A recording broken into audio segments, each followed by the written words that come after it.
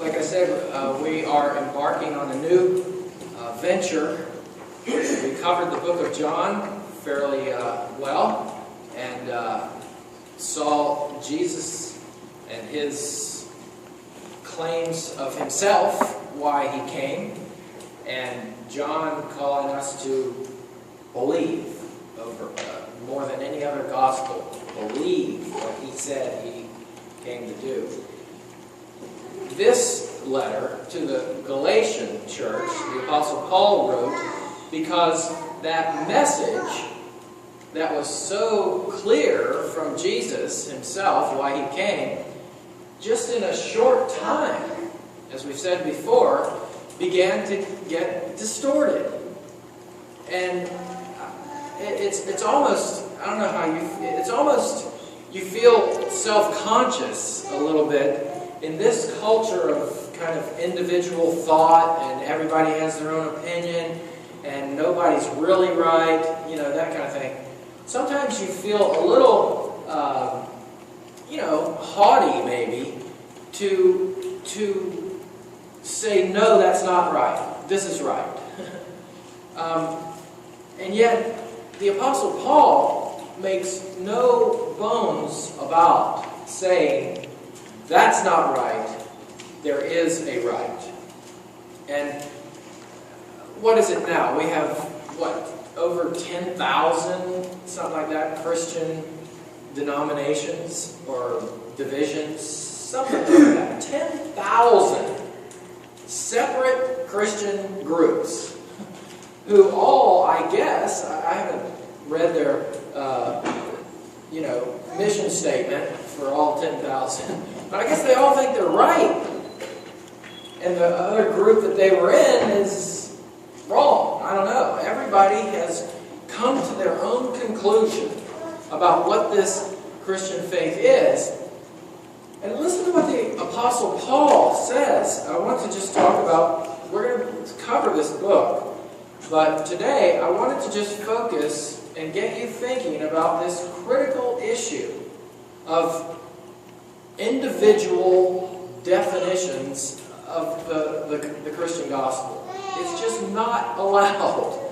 Listen to what the apostle says in chapter 1, verse 8 and verse 9. He does this twice. If anyone, an angel from heaven even, should preach a gospel other than the one we preach to you,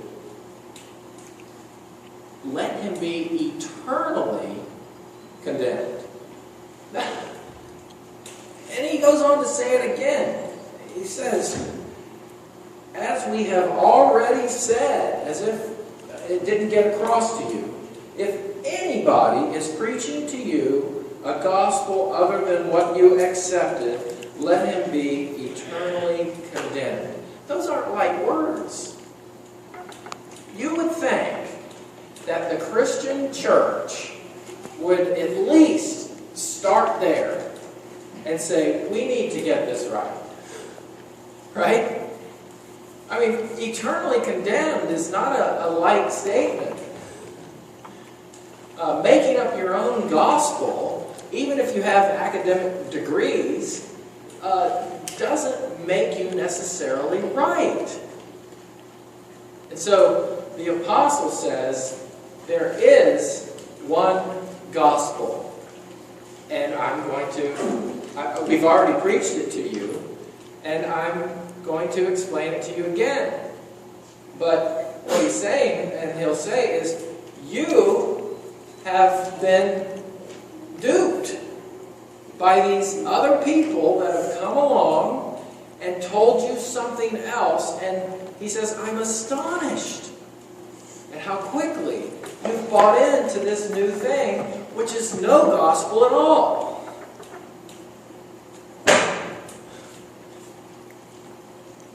And see, all of a sudden, already, you're starting to think, wait a second, there's this big Roman Catholic church, there's this array of Protestant churches, thousands of them.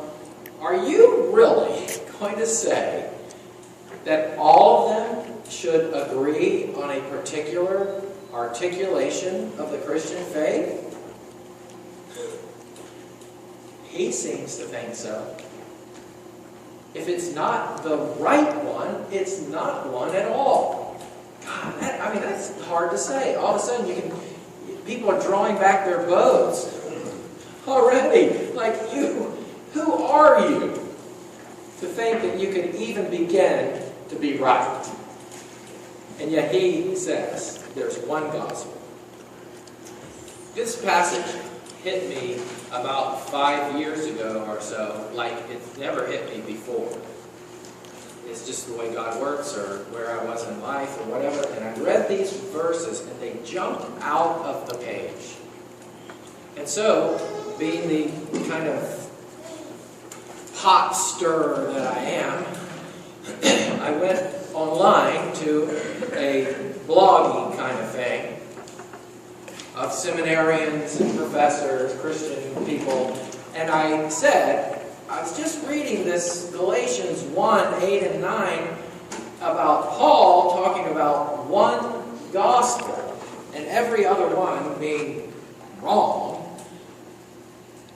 What is the one gospel that he's talking about? I actually thought, being a kind of a Bible-based internet thing, seminary, that everyone would come back with, oh yeah, Jesus Christ crucified, risen, sin, all hell broke loose on the internet. People coming in with this theory and that theory and this take and that take. For months, at least 6 weeks, it went back and forth and it got ugly. Until...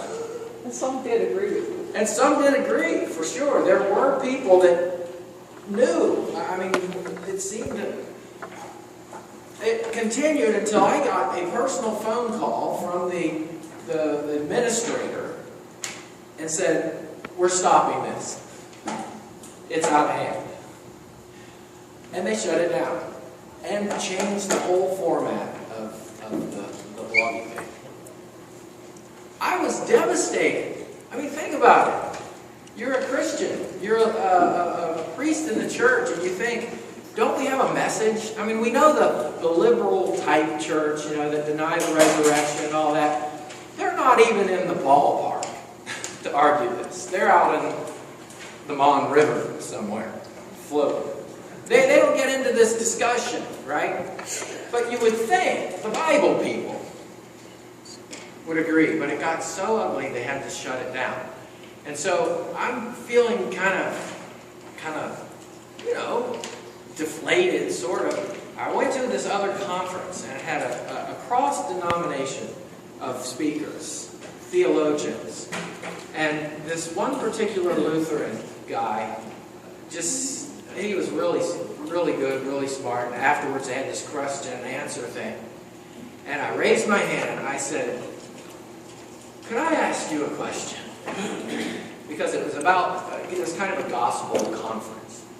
I said, is it possible from Paul's letter to the Galatians about one gospel, is it possible to succinctly identify what that gospel is that he was referring to? What is the Christian message? Without missing a beat. Without missing a beat. He said, absolutely. You can go to a number of places, but just for starters, 2 Corinthians 5:21. That is the gospel. God made him, Jesus, who was without sin, to be sin for us, so that in him we might become the righteousness of God. Right in perfect, easy, bang. Of course, that takes some understanding, but basically, the Apostle Paul answered his own question in a number of places, and we can go to some more, we will in the future. But the gospel was so clear. The good news of the gospel is what Jesus what God has done in Jesus, making Him sin on the cross for us, so that, like John said, by believing in Him, we might become the righteousness of God. That is the good news. That was the message that set the world on fire. Because it had nothing to do with our effort and striving. And toward the end of this heated conversation, I was in a personal encounter with a leader in the church. And this came up again because that's just the way it is with me. And it got pretty heated. And that person said, "You're only telling half the gospel of what God has done. The other half is what we do." I was shocked. I said, "Wait a second. That's exactly what Paul was talking about in Galatians. Have you added your own works to the gospel of Christ?" This is funny. But it wasn't funny. It wasn't funny at all. It was ugly. You see, what so many people throughout history have clearly articulated, along with the Apostle Paul, is that the good news of Jesus Christ is that we were sinners. We were unable to save ourselves. We made no contribution to the gospel. We made no cooperative effort to save ourselves. We were dead in trespasses and sins. And God, in His mercy, made Him who had no sin, Jesus, to be sin for us so that we might become righteous through faith in Him. Period. Stop it. Gospel, wrap it up, protect it. Now, if you want to start talking about human works and good works, we'll do that later. But the minute you inject your works and your effort and the requirement of your moral behavior or following a code of any way into the gospel, you've ruined it and it becomes no gospel at all. So, today we'll stop there and rejoice. Rejoice that the Apostle Paul saved us from a perverted gospel. And so did the rest of them. They came along. Obviously, Peter was a little mixed up for a short time. But they came down to the one gospel, that your righteousness, the good news, your righteousness has been won for you by Christ's work. And we are righteous in Him through faith. That is great news. Can you exhale? No more striving. Just receiving and believing. May you receive it and embrace it and never leave it for Christ's sake. Amen.